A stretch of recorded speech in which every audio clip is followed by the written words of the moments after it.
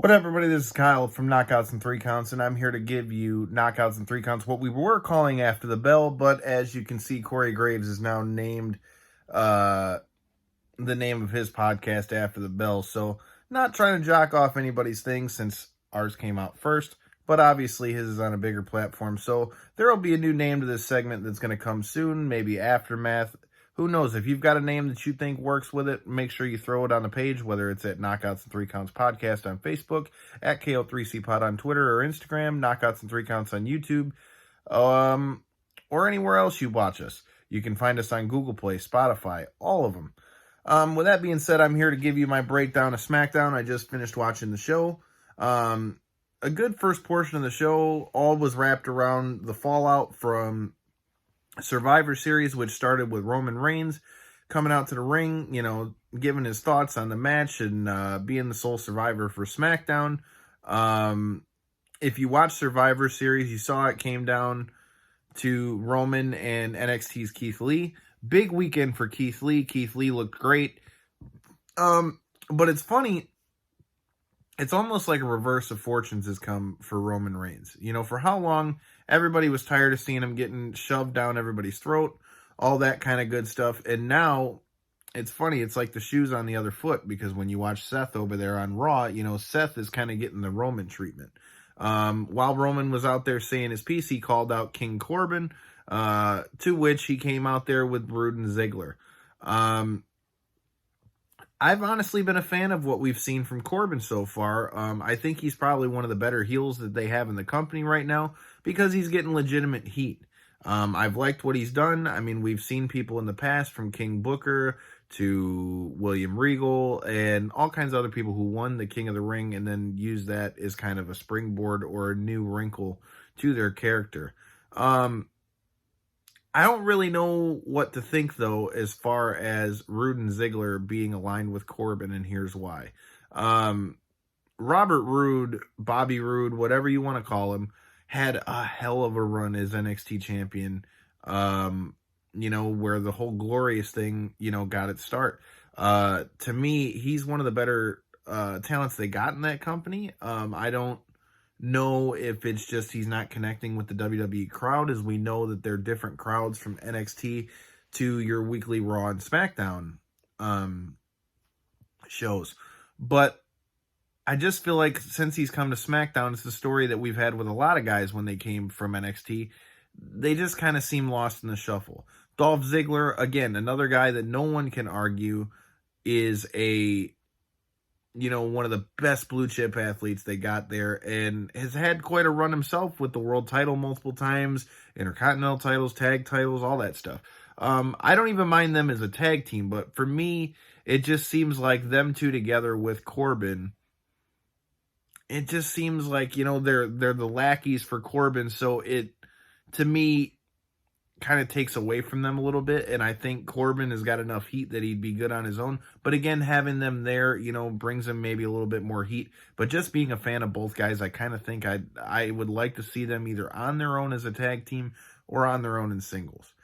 From there, we saw a match between Roman Reigns and Bobby Roode. And after the match was over, Bobby Roode attempted to smash the big dog's head with the scepter, and was thwarted in his attempts to, take Roman's head off. Roman then proceeded to beat the holy hell out of Bobby Roode and Dolph Ziggler, flipping the table over on Bobby Roode and spearing him through the barricade. I like that Roman Reigns is finally kind of getting a fair shake. I mean, don't get me wrong, I was as much as anyone when they were saying, it was too much Roman and it was being force-fed, or however else you want to look at it. I was right along with it. So I'm not by any means saying that I've always been the biggest Roman Reigns fan. But it's nice to see a little bit of a change of pace. From there, you saw the first crack of you had the Firefly Funhouse, which has been being talked about all week, about Bray Wyatt's going to, announce another member of the Funhouse. In the first part, he calls out Daniel Bryan and challenges him to yet another title match, in which he says, ask the fans if they want to see Bryan play with Bray Wyatt again. Personally, I think it's a great combo. Personally, I know they won't do it, but I'd like to see them reference Daniel Bryan's time with the Wyatt family. I know they're not really referencing the Wyatt family with the Fiend character. I just think it would bring an added layer to that story. But I liked Daniel Bryan's run as a heel when he was with Rowan, but I think it's a smart move to, have Daniel reignite the Yes movement, which we saw tonight. The fans always get into it. It makes him an ultra baby face right away, which is perfect against a character like the Fiend. From there, we had a match between Drew Gulak and Mustafa Ali. I will say one thing that I've really liked since their move to SmackDown, obviously on Fox, you got to keep the production values high. I really like the lights that we saw in Ali's entrance and the visual effects. Even if you can't see him in the arena, it looks cool on TV. I like the set and I like all the different lights and stuff. Quick little short match between him and Gulick. Gulick is one of the most technically sound wrestlers they have in that whole company, and he's a guy I got to meet this past April in New York. Ring the bell, Devin. He couldn't have been cool. We talked about Catchpoint. We even talked about a couple of our past guests, Chase Burnett and Zane Silver, and their time in Beyond Wrestling. Good match between them. Nothing really too spectacular. At the same time, though, I really liked the run that Ali was on before, Kofi, caught fire and, started Kofi Mania. It'll be interesting to see what happens here with, Ali going forward. I'd like to see him get more of a run just because I feel like he connects with the crowd. And even when we saw him here for Evolve, it was him versus DJZ, and the guy always puts on great performances. So personally, I'd like to see more of that. We saw Elias make his return to SmackDown, which I don't know where the hell he's been. It was him, Dana Brooke, and Drake Maverick in the back, and Drake Maverick tried to pull the moves on Dana and use the mistletoe, which is kind of, I don't know what's up with WWE trying to do all these, storylines with people in their, their real life relationships. I know that there's been a lot of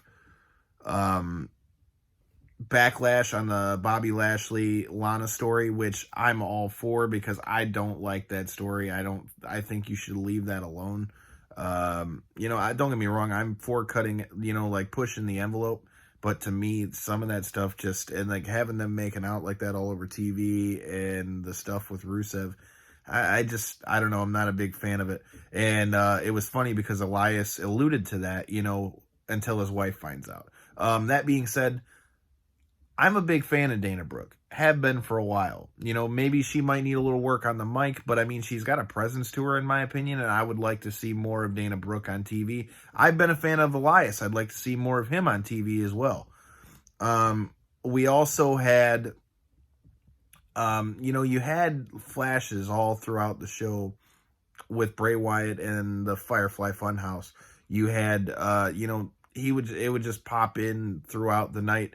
And then, in the back, you saw Daniel Bryan and The Miz kind of have a little bit of an interaction, and the Miz almost kind of warning Daniel Bryan for his safety. Hey, you should be careful with the Fiend. Again, that led into Daniel Bryan, reigniting the Yes movement, which, again, I think is a very smart move. And I like the fact that they're still playing, the split personalities for the Fiend. I think the Fiend is still the hottest thing they have in WWE right now, in my opinion. I like what we saw tonight. You had the New Day issued a tag team championship open challenge, which was accepted by Shinsuke Nakamura and Cesaro, which both guys I'm big fans of. I like what we've seen of Cesaro by himself. Cesaro is super underrated. He had great matches when he was in NXT. He had a great match at NXT TakeOver Cardiff. I mean, Cesaro does well every time you put him in the ring. I don't know what necessarily might need to change with him. I don't know what necessarily might need to change with him, but for me, it's I don't know, man. They just need to do something to add with him, because it's clear at this point they're not going to keep him and Sheamus together, as the Celtic Warrior made his return tonight. Sheamus made his return, no more Mohawk. He went back to kind of a reminiscent of what he had when he first came out, where we saw the spiked hair. You know, they kind of kept him in like a shadow light and all that kind of stuff to, you know, bring him back. I'm glad to see he's back. I'm glad that the injury didn't derail him, you know, and end his career, because I want to say it was a broken neck or something to that degree. So I don't know if it looks like they're not going to put the bar back together, which, you know, they had a great run. They had a couple-year run, you know, out of something that I don't think was ever truly meant to be that way. So I'm really interested to see what they do with Sheamus here. As far as Cesaro goes and teaming with Nakamura, I'm a huge Shinsuke fan. I loved what he did in New Japan. I loved what he did when I was there. Ring the bell again, Devin, at WrestleMania 34 in his feud with AJ Styles. I thought they did a great job with that as well. But to me, man, having Sami Zayn as their heater or manager or whatever it is you want to, you know, classify them as, it seems off to me. And I'm a big Sami Zayn fan. You know, I was since he was in NXT. I would like to see a little bit more from Sami. You know, let's see him, you know, get back in the ring. I don't know if he's fully cleared. According to Meltzer, you know, it says he is. But, you know, who knows? Because Meltzer, you got to take everything you hear with a grain of salt. So I personally would like to see more of Shinsuke. I don't know that I like him with Sami. I don't know, you know, if they don't think he can talk on his own. Personally, to me, I'd like to see Shinsuke, you know, just as that badass, you know, like, doesn't need to say anything, but when he comes in, you know, he's about to do some damage. I don't know how you necessarily would, you know, translate that for WWE TV, but I mean, again, we'll see what happens in the weeks to come. All in all, I mean, I would say it's an okay episode of SmackDown. There were things I liked. There were things I didn't like. I really got to say, though, the way they ended it with, you know, Bray popping back up in the middle of Bryan's promo, and then, you know, the lights going out red. I hate the red lights, but I love the character. I think we could do without the red lights. I think the red lights are...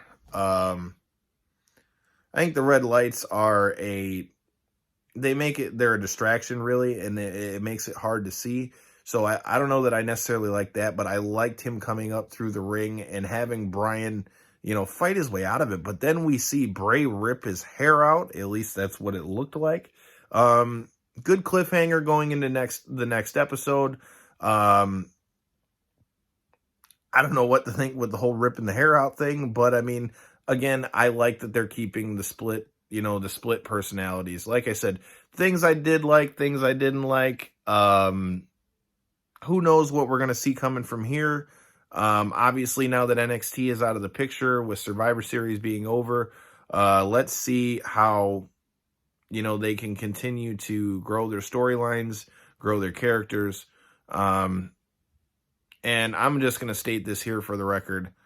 Please, can we get Bray Wyatt a different title than that blue title? The colored titles drive me crazy. But all in all, these are my thoughts on SmackDown. Feel free to comment. Let us know what you think. Tweet us, Instagram, Facebook, all of them. And make sure you're tuned in this Tuesday, 9 p.m. We'll be live on Facebook, Knockouts and Three Counts Podcast on Facebook. We'll be previewing Evolve, which will be this Friday, December 6th, or next Friday now. Friday, December 6th from the Knights of Columbus Hall in Livonia, Michigan. Stay tuned. We'll be able to tell you exactly who we're going to be bringing on the show Tuesday. It should be JD Drake, but until we know what's going on for sure, make sure you stay tuned for any developments with that. And with that being said, make sure you tune into all of our other segments, 12:05 Live with Devin. And, yeah, man, thanks for checking us out. Make sure you like, subscribe, tell a friend. You don't know how much that stuff helps, man, and we appreciate you guys for checking us out. Peace.